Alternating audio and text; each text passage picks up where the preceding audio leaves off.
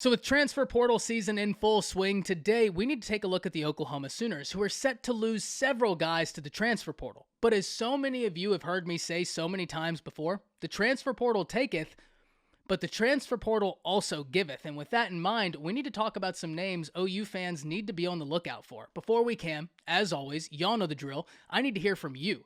Hop down to the comments, give me a Y for yes or an N for no. Do you believe Brent Venables and the Oklahoma staff will be just as active in the transfer portal this year as they were last year? Can't wait to hear from you.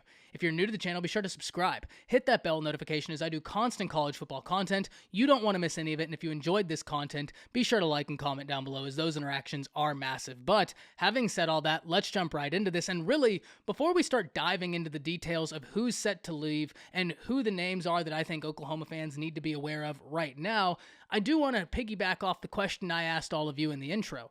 Do you expect Brent Venables to be active in the transfer portal once again? And the reason why I find this question so interesting is because when Brent Venables got to the Oklahoma Sooners, I remember so many people wondering, would he utilize the transfer portal? Fast forward to now, and the answer to that question has got to be an overwhelming yes, especially after so many people saw him get a top 10 class in transfer portal acquisitions in such a short time frame. So one would have to assume that he would also be willing to do that this season. So it's going to be interesting to see, and I'm very interested to see who they continue to identify in the transfer portal as well as recruiting. But now let's focus in on the guys Oklahoma is set to lose, because Oklahoma is set to lose several dudes to the transfer portal. Let's go through the list. We have Jordan Mukes, Theo Weiss, Joshua Eaton, Kendall Dennis, Alton Tarbert, Nick Evers, Bryson Washington, Bray Walker, Brian Darby, Trayvon West, Cedric Roberts, Clayton Smith, Cavante Henry, and Joseph Wheat. And whenever you see this many guys enter the transfer portal, it begs the question, should Oklahoma fans be worried? And I'm going to answer this the same way I answered it for Texas and for Alabama.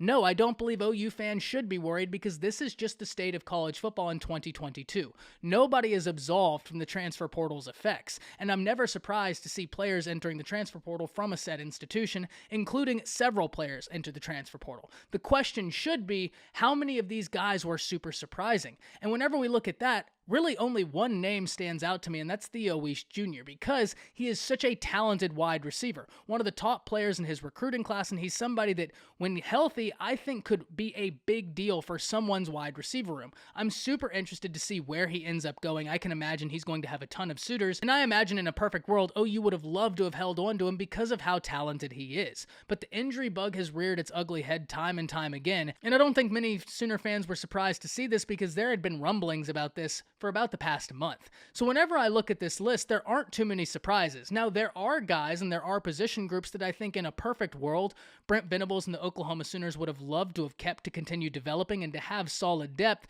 But at the end of the day, that's why we need to talk about who they could identify in the transfer portal. That's why it's so important where Oklahoma ends up in recruiting and how they finish out this class, though Brent Venables is doing a fantastic job in recruiting as well. Remember, last season, in a short period of time, he was one of 3 institutions to land not only a top 10 class in terms of recruiting, but a top 10 class in transfer portal acquisitions. The other 2 institutions, Alabama and Texas, so pretty good company in terms of talent acquisition to be in, especially for a first-year head coach. So we've talked about the names Oklahoma is set to lose. What about some names they need to be on the lookout for? And so far, I'm going to give you 2 names, and there are a bevy of names that I think you need to be on the lookout for, but we're going to start with 2. Austin Stogner and Dasan McCullough.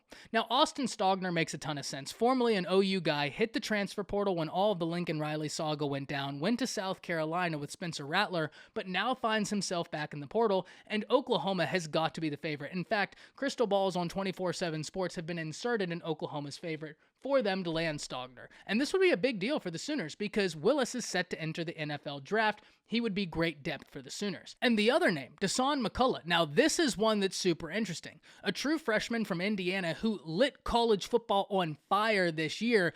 This dude has got a ton of versatility. Where do you want to put him? You can place him at several different areas on your defense and find success. He does have that fluid nature to his athletic ability, and that is exactly the type of guy that Brent Venables tends to go for. He fits this Oklahoma defense like a glove. I know a lot of institutions are after him, and deservedly so. He is very talented, but one thing we need to remember, he has got a younger brother as well that's in the class of 2023 as a recruit. Once again, crystal balls have been inserted for Oklahoma's favor in the recruiting battle of Dasan McCullough, and if they're able to land him, you have to like their chances at landing the little brother as well, and that would be a huge win for the Oklahoma Sooners. Now, there are more names I think you need to be aware of.